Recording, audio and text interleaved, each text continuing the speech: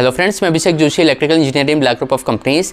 दोस्तों, आज हम लोग बात करेंगे एक रिसेंटली आस्क्ड इंटरव्यू क्वेश्चन के बारे में। एक व्यूअर का हमें कमेंट आया है कि उनसे इंटरव्यू में 690 वोल्ट की जो इंडक्शन मोटर होती है उसके मेगर वैल्यू के बारे में उनसे क्वेश्चन किया गया। उनसे ये पूछा कि अगर आपके पास एक 690 वोल्ट की VFD की मोटर है जिसे आप VFD के थ्रू रन करते हैं तो उसकी मेगर वैल्यू कितनी आनी चाहिए ये बताइए। और यहाँ पर वो कंफ्यूज हो गए कि जो 690 वोल्ट की मोटर होती है, खासकर वो कह रहे हैं कि हम उसे VFD के थ्रू रन करने वाले हैं, तो ऐसे में उसकी मेगर वैल्यू कितनी रहनी चाहिए, ज़्यादा से ज़्यादा कितनी होनी चाहिए, कम से कम कितनी होनी चाहिए। इस पर पूरा कन्फ्यूजन क्रिएट हो गया और फिर वो उसका जवाब नहीं दे पाए।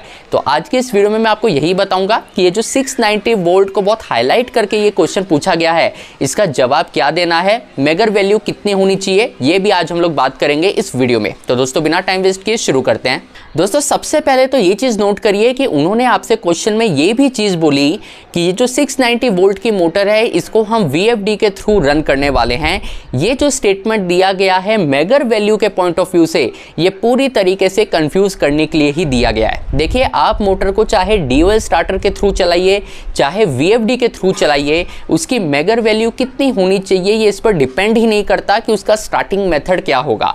किसी भी मोटर की मेगर वैल्यू कितनी होगी ये इस पर डिपेंड नहीं करेगी कि आप उसे VFD के थ्रू चलाने वाले हैं या आप उसे DOL स्टार्टर के थ्रू चलाने वाले हैं। इस तरीके के जो स्टेटमेंट है ये जनरली आपको कंफ्यूज करने के लिए ही दिए जाते हैं। इसलिए बोला जाता है ये चेक करने के लिए कि आपके कॉन्सेप्ट कितने क्लियर है या कितने क्लियर नहीं है। तो यहाँ दोस्तों, सबसे पहले तो ये चीज़ क्लियर होती है कि मोटर को हम VFD के थ्रू चलाने वाले हैं, इससे कोई फ़र्क नहीं पड़ता कि उसकी मेगर वैल्यू कितनी होगी। अब हम लोग बात करते हैं कि ये जो 690 वोल्ट को इतना ज़्यादा ध्यान देकर उन्हें बोला गया था कि 690 वोल्ट की आपकी मोटर है, अब बताइए इसका मेगर वैल्यू कितना होगा, तो इसका क्या जवाब होता है। देखिए, मैंने इस पर पहले भी एक वीडियो बनाया है कि अगर आपकी मोटर का operating voltage up to 1000 volt है तो एक थंब रूल आप ध्यान में रखिए कि आपके मोटर की जो मिनिमम मेगर वैल्यू है ये कम से कम 1 मेगा ओम्स तो होनी चाहिए। देखिए, एक चीज़ आप क्लियर रखिए कि इंडस्ट्री में बार बार कोई आपको ये नहीं बोलेगा कि एक बुक लेकर आओ, एक पेन लेकर आओ और हमें कैलकुलेट करके बताओ कि मेगर वैल्यू मिनिमम कितनी होनी चाहिए, ये कैसे कैलकुलेट करोगे, कौन सा फॉर्मूला लगाओगे, ये आंसर कैसे आया, उसकी वैल्यू कैसे आई, ऐसा कुछ भी नहीं होने वाला है। जब आप इंडस्ट्री में प्रैक्टिकली वर्क करेंगे तो आपको कुछ थंब रूल पता होने चाहिए। ये मैंने पहले भी वीडियो में बोला है, जिसके बेसिस पर आप ये डिसाइड कर पाएं, एक डिसीजन ले पाएं कि जिस मोटर को आप मेगर कर रहे हैं उस मोटर को आप ऑपरेशन में यूज़ कर सकते हैं या नहीं कर सकते हैं। सिर्फ ये डिसीजन लेने के लिए आपको एक थंब रूल की रिक्वायरमेंट होती है।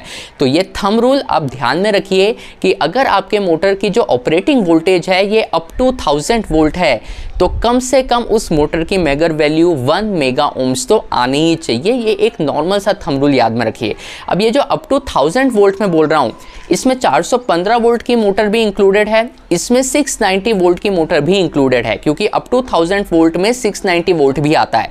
तो कल को अगर कोई आपसे इंटरव्यू में पूछा कि नॉर्मल 415 वोल्ट की जो मोटर है उसकी मिनिमम मेगर वैल्यू कितनी होनी चाहिए और एक 690 वोल्ट की मैं आपको मोटर देता हूं उसकी मिनिमम मेगर वैल्यू कितनी होनी चाहिए, तो इन दो में आपको कंफ्यूज नहीं होना है। अप टू 1000 वोल्ट में कम से कम 1 मेगा ओम्स की मेगर वैल्यू 415 वोल्ट के लिए भी लागू होगी और 690 वोल्ट के लिए भी लागू होगी।